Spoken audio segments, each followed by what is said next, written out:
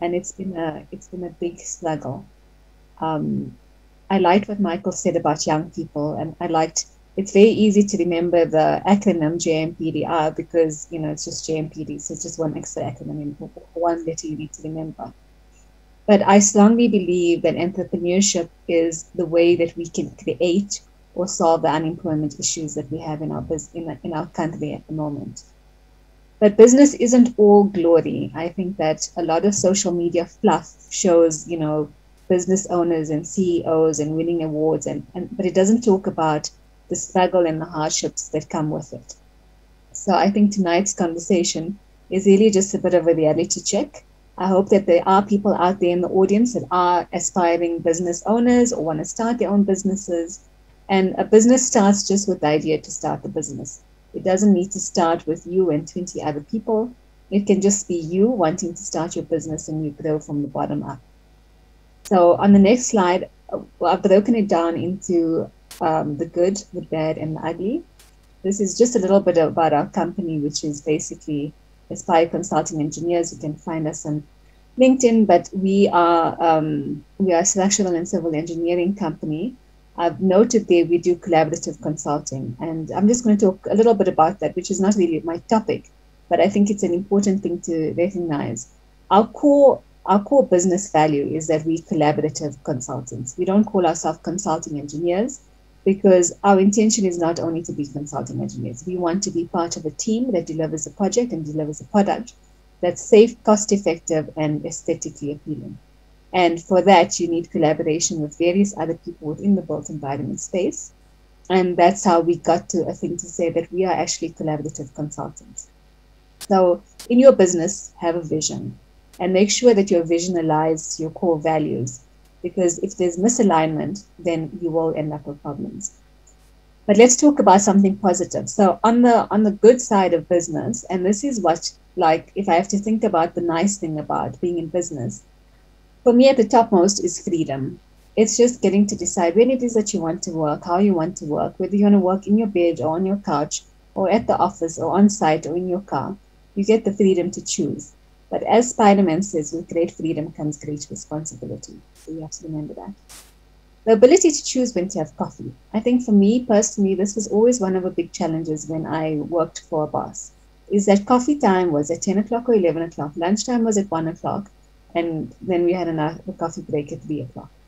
And for me, I don't know, maybe I'm a rebel at heart, but I just want to have coffee sometimes, maybe not necessarily at coffee time.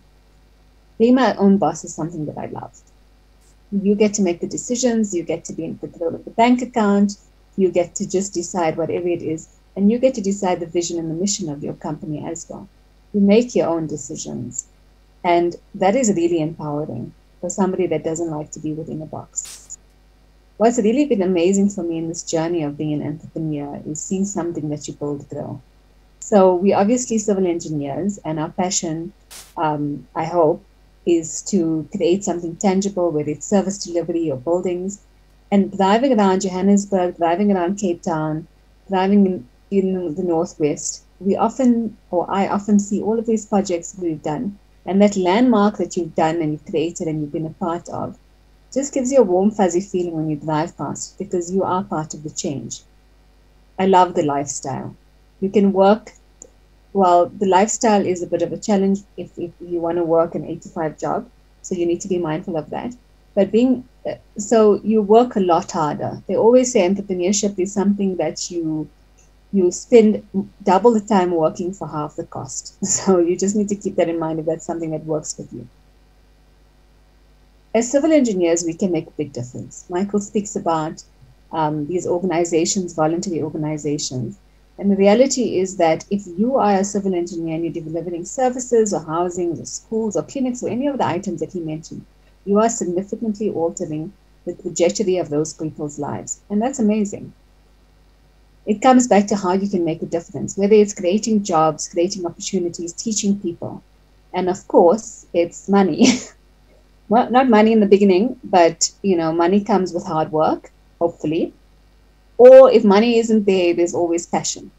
So that summarizes the good with regards to the business, but there is no good without bad. So if you go over to the next slide,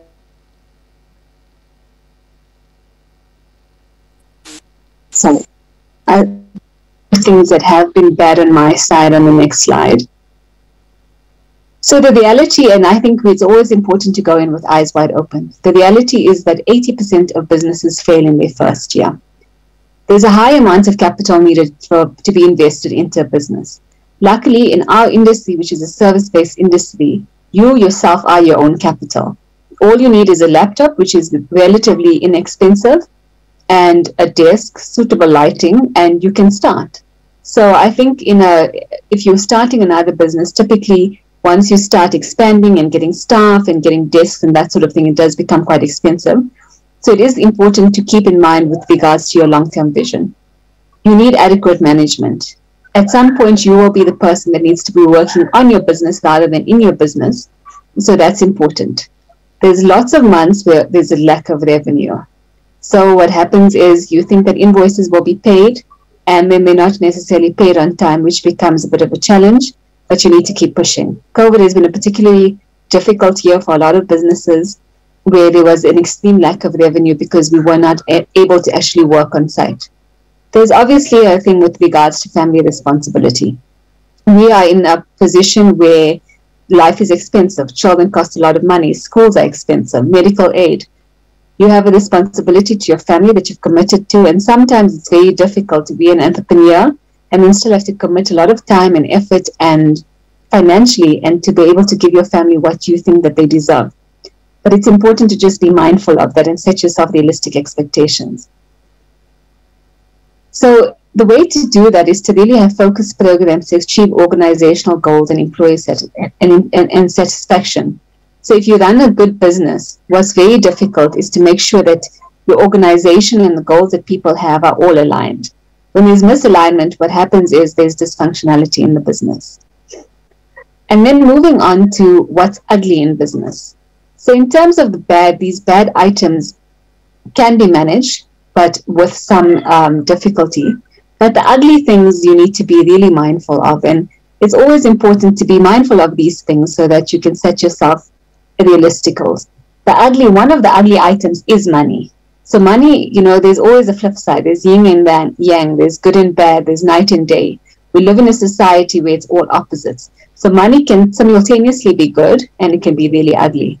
We all need money for business in some way, whether it's your salary, whether it's staff salaries, whether it's documents, whatever it is. Sometimes we get money from loans, we get from savings, we get family gives us money if we're lucky, friends give us money if they've got money, we go to banks, or we go to venture capitalists. Things become really nasty if you borrow money and you're successful. I think we always need to be mindful of the 7 deadly sins. And these 7 deadly sins come up in our lives as well as in our business. And it's just about being mindful of it and managing the situation. But relationships can be ruined. You can get into a situation where people are just unhappy. And people are unhappy that you use their money to get what you wanted and where you need it to be. So it's really important to just be mindful of that. And then if you fail, there's obviously the debt associated with if you fail. So we need to just be mindful of that. Sorry, just 1 second. Yes.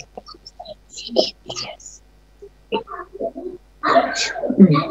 So part of having a business and being a mother is sometimes things like that happen. So thank you for your patience and your indulgence. But I think COVID has also made us a lot more like condoning of working at home and realizing that people have a life outside of their jobs. So I'm going to talk a little bit about the 7 sins. The biggest sin that I think affects you in business in terms of being the ugly side is the lust for control. So you get into a position, and I've experienced this recently actually. What happened is I'm so used to like making decisions and asking questions and being completely in control that I had a situation where my daughter's school decided to change its school teacher. And typically, if it was in my business and somebody did something, I can say, hey, listen, why did you do that? And they would tell me why they did that. In this situation, I'm not in charge of the school. And I had to take a step back to say, actually, I'm not in control of this situation. The school is not my business. They can actually do whatever it is that they wanted. It was huge learning for me. But the lust for control can make you distrust people. You often think that you want to be in control. If people do something, you question them, you think about things. And it's really important to just be mindful of where you're at and why you're doing whatever it is that you're doing. You also need to have staff projection constraints and reconcile supply and demand. So that can be really ugly. I know a lot of big corporate companies supply and demand, and they use people as resources that are disposable. I think it becomes really inhumane, and it becomes really difficult for you as young staff to just be completely replaceable. So if they have work and there's a high demand, then you are there, and if they don't, then it's just a demand and supply, and it becomes an economical thing. So if we go over to the next slide, I'm going to just talk a little bit about these 7 deadly sins and how they influence us. So if you look at every item in here, from greed, you get greedy, you want more money. Envy, you go onto LinkedIn and people post amazing things of what projects they're doing, and you feel envy. You sloth. I mean, you get lazy, you get tired. We're human beings. Sometimes we feel demotivated. Gluttony, you sometimes want all the money for yourself, and then that becomes a bit of a difficult thing. Your lustful control, pride, you become egotistical about what it is that you achieved. And the reality is you haven't achieved anything without the help of everybody around you. We are all an ecosystem, and we all work together. So it's really important to be mindful of that. And you get angry, you work at things, you put too much of effort into it, and then you lose sight of the human factor. So one just has to be mindful of these items. So on the next slide, I talk more about business. So these items, high level, are obviously the good, the bad, and the ugly. There's 2 really important aspects in business. The one is management, and the other one is human resources. On the management side, these are what I found to be critical in being able to run a business. Effective management. Sometimes I'm the person that does social media, I'm the person that does the finance, I'm the person that does the admin, I'm the person that does the design, I'm the person that does the social interactions, I'm the person that does the client representative. This is not sustainable. Effective management is needed to be able to run a company. You need to be mindful of it. Obviously, it takes time to get to it, but have a plan and work towards that. You need to know why you're going into business. So for me, the reason that I went into business was because I wanted to be my own boss. And also I had you bumped into my little oldest child that came to sneak up to my ear just now. But she's actually the reason that I went into business. I found out I was pregnant with her, and this 8 to 5 mundane existence of going to work and coming back just didn't make sense to me. And she upset my whole apple cart. And as an engineer, we know that we're logical and we're very rational. And when you get something like a human being that just disrupts things, it's a very strange territory. But she was a catalyst that made me realize that, there's got to be more to this. Somebody tell you when to have coffee, clock in, clock out, say you're going to the toilet. It's not the way I wanted to live. You need to set your goals and your objectives. Be very clear about what it is that you want and why. Ultimately, whatever you put out into the universe, you get back. If your goal is to make lots of money, if your goal is to empower people, if your goal is to change the narrative in terms of youth unemployment, whatever it is, set it down and be mindful of that. But then hold yourself accountable. Measure your goals and your objectives. It's very nice to say we want to create jobs for 500 people. But if that's not sustainable, and if that's not really what your goal and objective is, and if you're not, then it becomes a mismanagement between yourself, your heart, and your mind. But as long as you're mindful that what your goal is, you are working towards achieving it, there's always success in that. Have the right attitude. That is so important. It's so hard to be a business owner. It's incredibly, incredibly challenging. Possibly the worst thing that I've ever done. If I've had the choice whether I would do it again or not, I'd do it again in a heartbeat because of all the good things that come with it. Be prepared for failure. I fail all the time. I make mistakes all the time. And the reality is mistakes are only there to guide you, to make you better. So there's a reason for them. And be resilient. This is being in business, being a manager, is the hardest thing that you're going to experience. People will push you down. They'll try to attack you. So you need to, as far as possible, be as resilient as you can. On the next slide, I talk about something that I'm going to talk about a little bit more in detail, which is the human resource functions. The reality is that I am nothing, and our business is nothing without our people that work for us. Our logo and our slogan that you may have seen on the previous slide is "We are our people." And I really strongly believe that. You spend 90% of your time with people that you work with. And if you're not pleasant and you don't like each other, that can be really miserable. They talk about a statistic of 60 to 70% of people being unhappy at their jobs. To me, that's crazy. To spend so much of time being unhappy. Human resources are the most important thing, and there's various ways, and I'm just going to run through them very quickly. And I think it's just important as a business owner to recognize that your most important asset is your human resources. We talk about them as human resources, but the reality is that it's the people that you work with, and how you compensate them, how you treat them fairly, how you analyze the jobs that they do, whether they're happy in the things that they're doing, their attitude, whether you train them, whether you do development for them, whether you do career planning. Michael spoke earlier about mentorship. On the next slide, you'll see I talk about staff planning. He spoke earlier about mentorship, and that being a challenge that youth people really have an issue with, because the reality is that we're not going to be here forever, and we need to pass on our skills to the youth that are willing to learn, because they effectively will replace us. The same way that we are replacing engineers that are 65, 60 years old, we're the next lot. And after us, there's the next lot. So it's really important for us to say, how do we plan our staff? How do we plan the resources? How do we value people that ultimately bring us the most important asset? And it's really about understanding your workforce, what's the upsize, what's downsizing, what's right sizing, how your turnover analysis, how you do behavior and development analysis. I'm not going to go into too much of detail about this, but the reason I'm highlighting all of these things is that the most important function needs the most important planning. So you really need to be mindful of that. There's so much that happens. We speak about COVID and how it's affected us fundamentally on so many different levels. If we think about it, we're in the middle of a global pandemic, and we've had so much of loss, like Tommy mentioned earlier, where people have just suffered and are in such a lot of grief. So people that you know are grieving, you are grieving, and it's grief upon grief, and sometimes it becomes really overwhelming. And that ultimately affects your work performance. So it's important to understand the patterns of strikes, there's disputes, there's grievances, there's accidents, there's looting, there's COVID, and all sorts of things that influence a person. And the other important thing to talk about is succession planning with your staff. How do you want them to integrate? How do you want them to take up more management roles? On the next slide, you'll see, and it's just talking about, and I'm not going to talk too much further about this. I'm going to skip a few slides ahead, but I'm happy to take questions on like staff employment and things like that. But what's really important as a business owner is to understand the person that works for you, whether it's by doing personality tests, whether it's by like understanding, sending them for coaching, or understanding where it is that you want them to fit. You as a business owner have the ability to fit the right person with the right job. I have a saying at our office, I say, either you change the person or you change the task. Some people like things that you don't like, and some people don't like the things that you like. So it's important to get your fit right, fitting the job to the person or fitting the person to the job.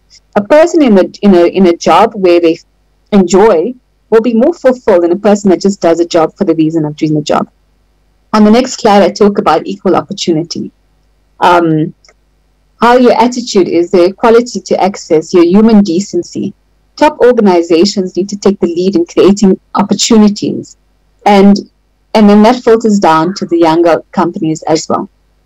On the next slide, I talk about a very important thing. I spoke about planning in terms of money and money. The reality is you need to reward people for the work that they do. Rewarding productive effort, motivating and encouraging people, meeting expectations, being fair and being honest. That's so important in having a business. I talk a bit about on the next slide, which is the components in how you can reward people. And it's not only with money, because people don't need to be rewarded only with money. They can be rewarded with benefits or allowances. They can be rewarded in different ways that motivate them. On the next slide, I talk about understanding your job and your work analysis. So these are all aspects that you need to do in terms of planning and getting to where you want it to be in terms of your job. I'm going to skip to a few slides because I think that I'm running out of time. And also there's quite a lot to cover in terms of businesses and staff. And I'm going to go to the summary page and talk a little bit about entrepreneurship again. But there's quite a lot of information in terms of how you manage staff and how you manage people and how you make sure that they're happy. For us in our organization, a key thing is to have people that are happy. and to have people that are happy and motivated, because the reality is it becomes a win-win for everybody. Michael spoke a bit about a win-win, and the reality is you want to empower people, but the reality is the people then assist you by being empowered. They become happy, contributing members of society. There's all these amazing sayings about being an entrepreneur, and I've just copied a few that I really like. You don't learn to walk by following other people's rules. You learn by doing and by falling over. I spoke a bit about that, where you make mistakes, but you learn from the mistake. What I love is if an opportunity doesn't knock, you build a door. Because that's really, I mean, if you think about COVID, people that were like in business decided, oh, there's an opportunity to make ear savers for masks. So they produced plastic spacer blocks for Reba. But because this opportunity came where people needed to save their ears because wearing a mask the whole day influences your ears, they started making that. And that's really the mindset of an entrepreneur. You never start a business to just make money. So when I spoke about goals, be really mindful of why it is that you're going to do that. Because if your goal is to make money, you're going to have to wait 3 to 5 years for that. You start a business to make a difference. And that's a really important lesson that we need to learn. Entrepreneurship is living a few years of your life like most people won't, so that you can have a life for the rest of your life like most people can't. Because that's really, ultimately, eventually, when you get to a point where your business is sustainable, you then start to achieve your goals, but you really need to be patient. It takes a long time, and it's a lot of hard work and commitment. Business and social media is amazing. It's so nice. You see all these awards, and you see all these recognition and these nice projects, but nobody tells you that behind the scenes, that person was working until 2 o'clock in the morning every single night for 4 months to make that project a reality. But the reality is that you do it again, and you do it again, and you do it again, because the amount that you're getting and the outcome that you're getting from those tasks that you're doing is what your passion is. I was on another talk the other day last week, and somebody told me something that really stood out with me, and I'm going to close on this, is that passion is the thing that you're willing to go through great hardship and great sacrifice to get to where you need to be. So, for example, you think about like being in business. You sacrifice so much. You sacrifice sleep, you sacrifice money, you sacrifice 8 to 5, you sacrifice time, but you're so passionate about it that all of those sacrifices that you're doing are worth it. So for those of you that are wanting to go into business, I encourage it. It is hard, so surround yourself with like-minded people and be true to what it is that you want to achieve. And I wish you every success in whatever decision you make. Thank you.